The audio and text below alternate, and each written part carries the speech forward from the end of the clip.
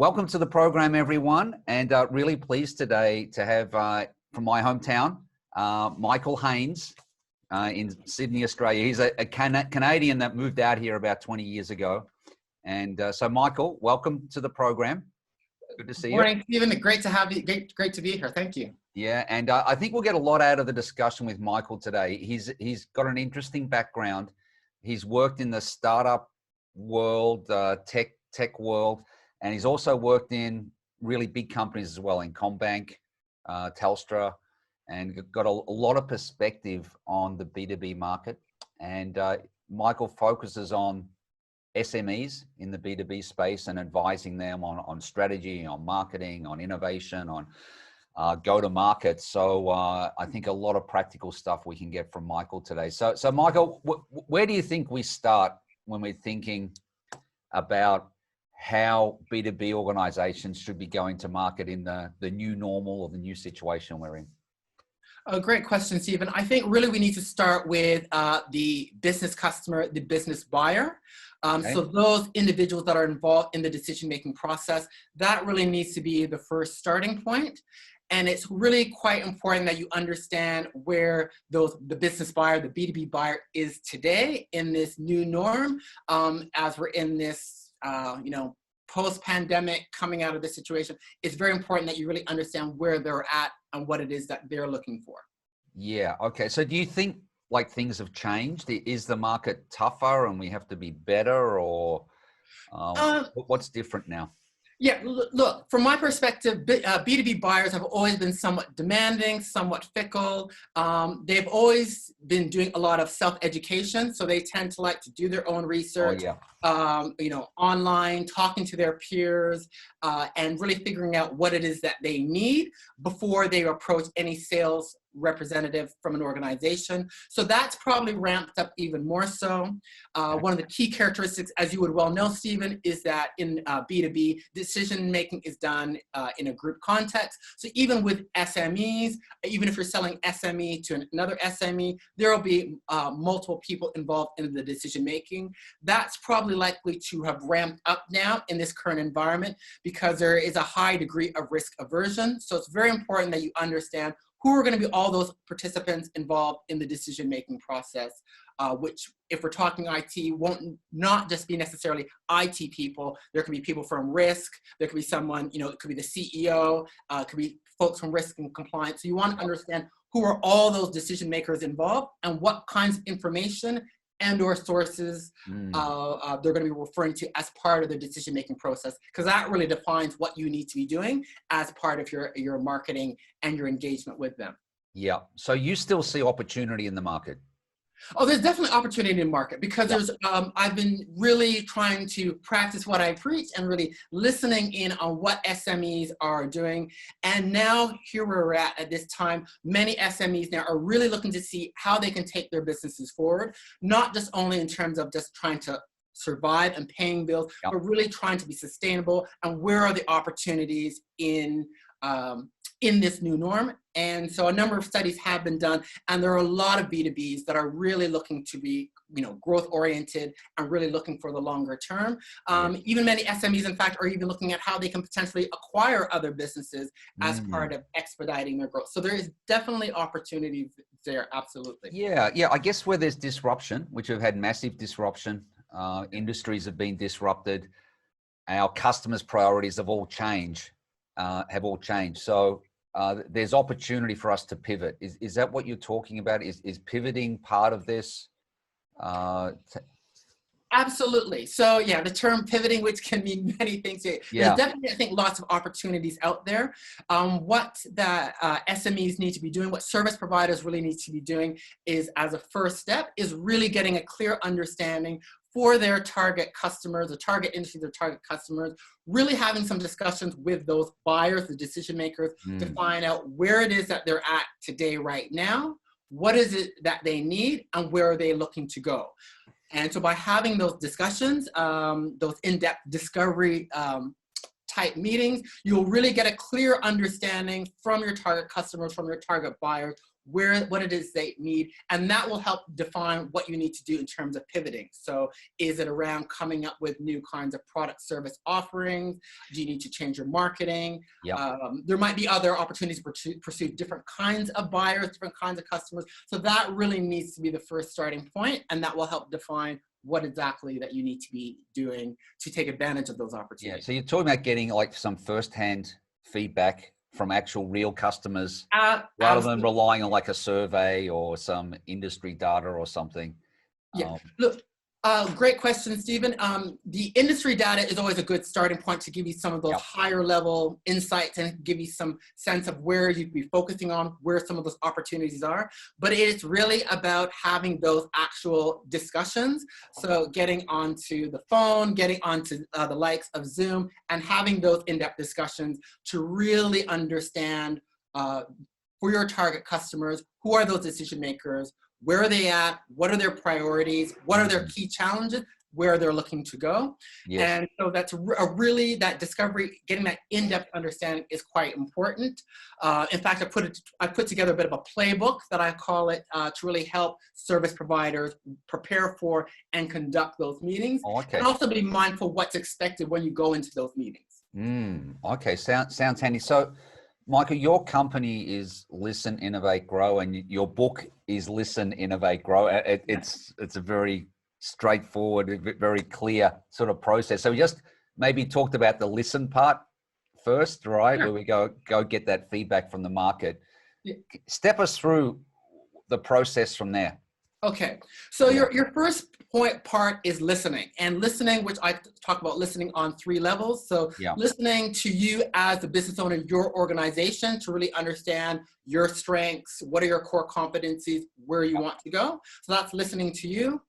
You want to be listening to the market as well. So, you know, the target industries, the geographic markets that you're going after, what's happening within your ecosystem. So if we're talking IT, so, you know, what are other service providers, what's happening in the relevant industry verticals, getting a sense of where they're at, where are some of the opportunities.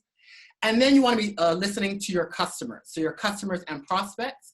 However, in B2B, you want to be talking to the buyers. So who are those decision makers and those influencing the decisions? And so in your larger organizations, that can be up to 6 or 7 people, but you want to be making sure you've identified who are those critical decision makers and really understand what are their key priorities, what are some of their key problems, opportunities, threats, and how do they make buying decisions? So who's involved in the buying decision, but how do they buy? So what are the things that they're going to be looking at and or doing? So do they look at white papers? Do they look at case studies?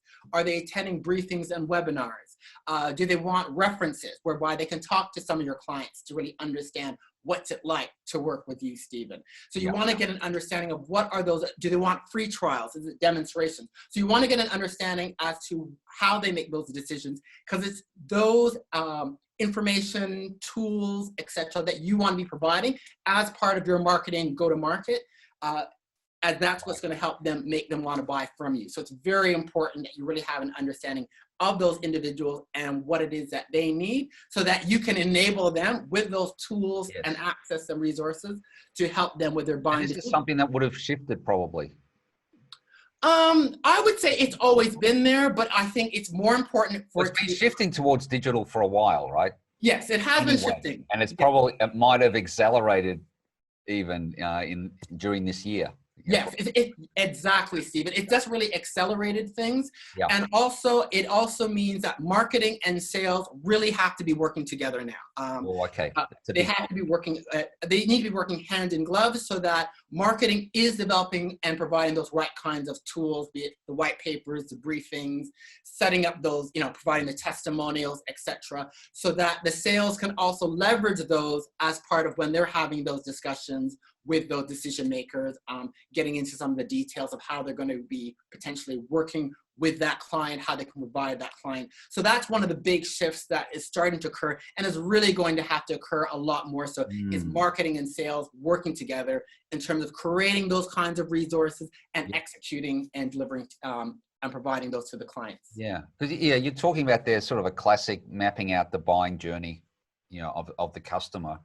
And marketing is going to be responsible for some components of that. Sales is going to be responsible for other components, right? And we need to be in sync, but often we're not. Often marketing have got their own metrics and their own priorities they're driving, and sales are driving their priorities.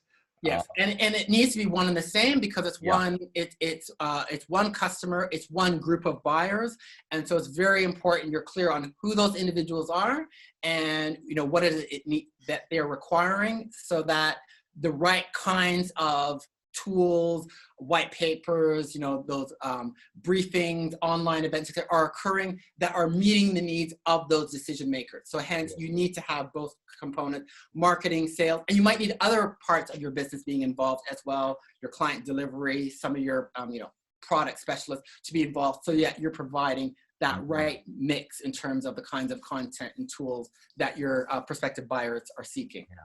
So Michael, there's a lot of focus in B2B and in B2B sales on account acquisition and prospecting, getting new customers.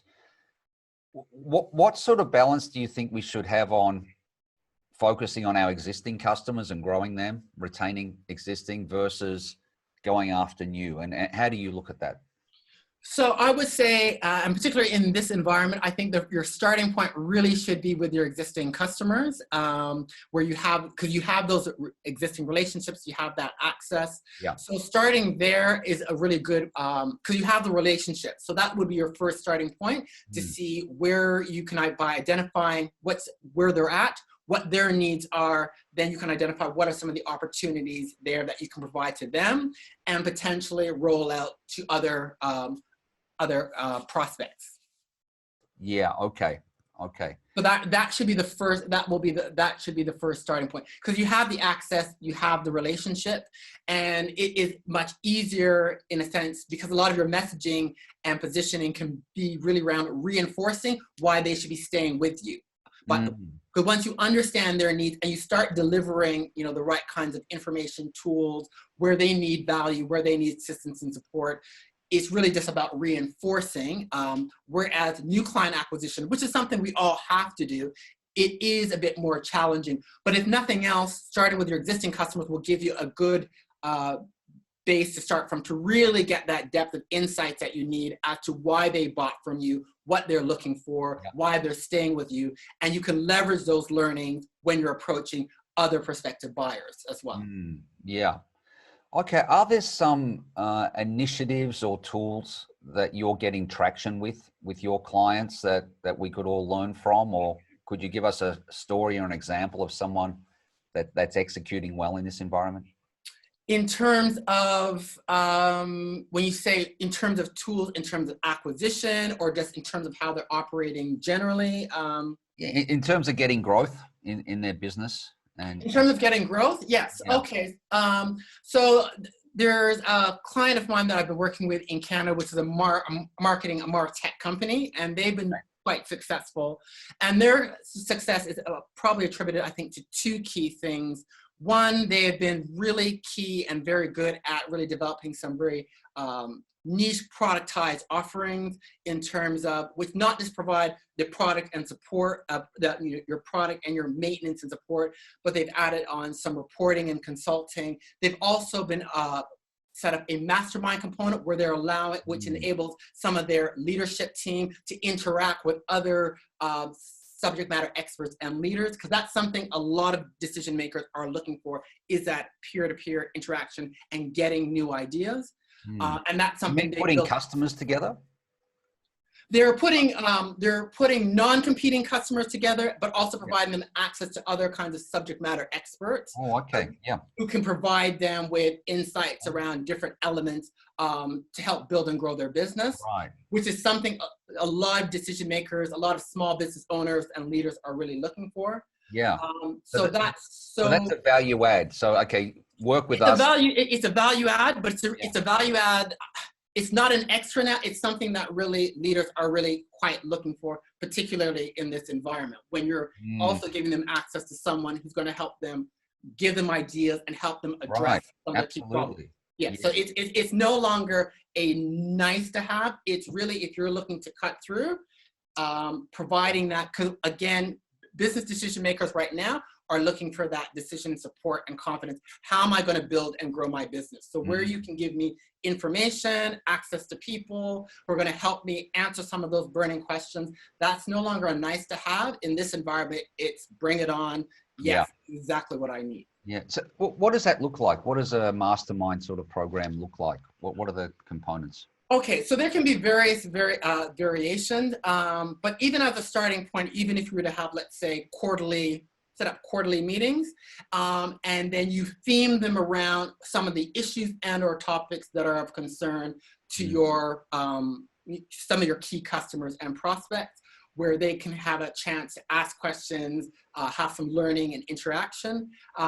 That's kind of a good starting point for a mastermind. And then you can make that on a regular basis with different themes, bringing in different kinds of people from within your ecosystem, within your community. If you have access to some real global leading thought leaders, then you can really roll and map it out. But it's really about, at a fundamental level, really providing access to people and information where people can ask questions, exchange ideas. That's going to help them with some of their key problems, opportunities, and threats. Yeah. All right. That's great. So, okay, mastermind program sounds great. What are some other steps, B2B, business owners could be thinking about at the moment? Okay, so other things that they should be thinking about, just off the top of my head, again, the whole buyer discovery and talking to your customers is quite important. You may also want to be considering thinking of setting up a client advisory board. So where you have a selection of cross-section of some key customers that you will meet on a periodic basis. And that's exchange of dialogue and information to understand where they're at, what they need. You can also bounce off with them ideas in terms of what you're looking to do in terms of new products, new services, where you're taking things to go, and you can get feedback from them. You might have them trial as well. So client advisory, customer advisory boards are a good thing to have to really help you with your product and service development, to help with your strategic planning as well. Which would lead me to, I guess, a third area that business owners, SME leaders should be thinking about is really around your strategic and your business planning. Many business owners don't have a plan. You do need to have a plan. And in this environment, it's probably more important than ever. I would say, though, probably 12 months out is probably as far as you want to go, just given how things are changing so fluidly. So you would have your overarching 12-month plan. But really what has to be happening more so now, which all organizations need to be doing, is really being quite flexible and iterative. So I say at least every 90 days, you should be doing what I call a review and reset. So you have your overarching plan of where you want to go, but at least quarterly, given the volatility that we're dealing with, you gather up the team and you say, okay, we're at the end of your 90 days, a quarter, what's happened, what's new, has anything changed, what's going forward, so that you've got your plan that you're working towards, but you're also being reactive and responsive to any new shocks, changes that may be occurring within your industry, within your geographic market. So you need to have the overarching plan, and you need to be having that flexibility and adaptability. Yeah, absolutely. Especially, in today's market, things are changing quarter to quarter. Yeah. That's for sure. Yeah. So Mike, a lot of what you do involves change and helping organizations, implement a new strategy and make that happen. And it sounds good, sounds easy, but we all know it's not easy to go and implement a new strategy. It's okay to go and target these customers, get salespeople selling this way, get marketing to do this. How do we effectively drive change in our organizations and make that work for the long term? I think it's a couple of things to drive change for the long term. I think it's about working cross-functionally. So you have to be bringing all your relevant team members together. It's about having a plan. So having a plan, setting your priorities, having an action plan, and doing that regular review and reset. I think it also has to do a lot with the mindset of your leadership team. So you're really empowering your team members within your team to be able to execute and be doing what they need to be doing. Yes. I think you need to also be having, and that involves also having a growth mindset, having a mindset and a culture in the organization of being innovative.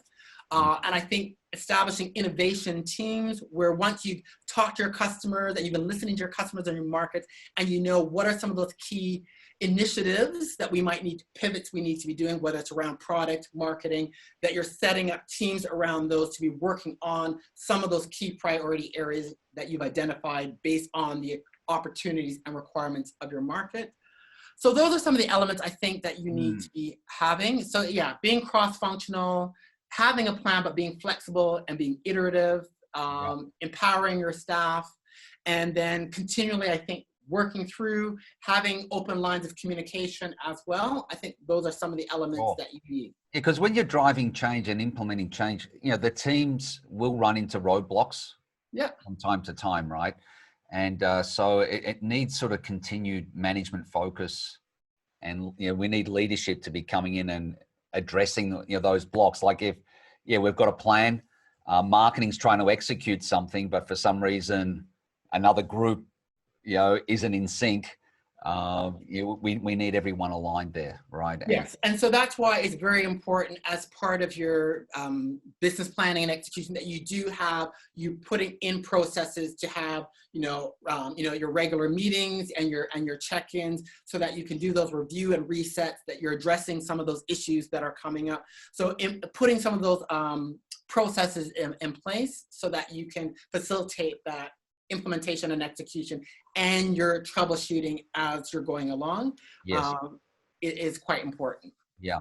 And I like what you said about innovation teams. And I guess I've got in mind, these are usually like virtual teams.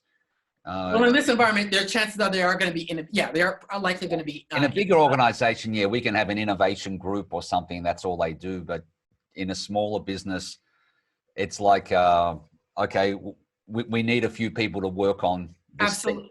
Yes. Right? And it's part of their job. And exactly right, Stephen. So I'm talking about making it very, it's very practical. And again, when I'm talking innovation, I'm talking business innovation. So based on your discussion with your key clients, those key accounts, seeing what's going on in your industry and market, and what are some of those key opportunities that you've identified, the leadership team has identified, this is where we're going to focus on, then you'll create the teams around it. So if you need to create a team to, let's say, develop a new package offering for some of your key customers, then you might create a team to work on that. If we need to work on some improved client engagement, so we're going to develop a customer advisory board and maybe some regular customer engagement event, we'll set up another team around it. So so they're virtual teams, small team, and very much tied to those key priorities that you've identified in the organization. And they're also feeding back and checking in quite regularly with the leadership team as part of that quarterly review and reset, so that everything is working in sync. I've seen it work exceptionally well, and especially if you have good cross-functional representation in those teams, because when you're developing the initiative, you've got someone there from sales, someone from marketing, someone from finance or logistics or whoever's involved.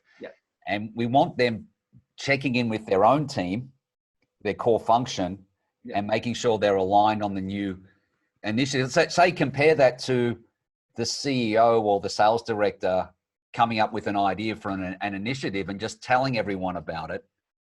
We know 70% of initiatives fail and 70% of change fails. So I think if you get that core tiger team or innovation team together with that cross-functional membership, we've got a much better chance of the initiative being designed properly. And then it's going to have more chance of getting traction, right? Yeah, Stephen, you're exactly right. And really, it's that cross-functional element that is the critical factor of getting those right people involved, because it is about, because you have to get into the detail to scope out, well, what's going to be, we're developing a new package offering for some of our IT clients. What goes into the detail into creating that? And so you need to have that cross-functional input so they can say, what's going to be involved, what are some of the barriers, time frames, considerations, so that all of those things are really being dealt with and addressed, as opposed to very top down, without taking regard as to some of the nitty gritty details that's involved when you're executing, when you're trying to implement. Yeah, sure. All right, Michael. So you've got the book, Listen, Innovate, Grow. Is there anything you'd like to tell us about the book? Are there any other key messages you'd like to share with everyone? So the book, yeah, Listen and Innovate Grow, it's fairly detailed in terms of, how you do those three key components: listening to understand, your markets, your customers, where to focus; business innovation, but how to do pivots; growth in terms of how to grow.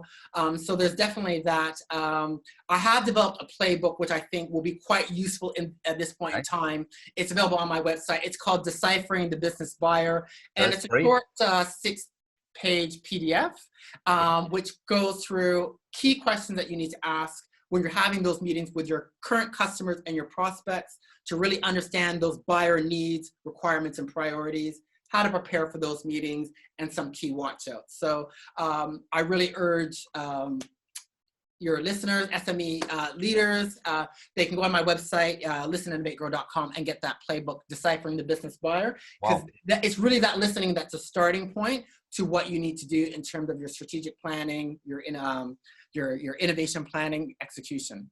Wow. Well, it sounds like great value, Michael, and really appreciate your energy and your positive approach, because I agree. I think there's a lot of opportunities in this market when there's disruption.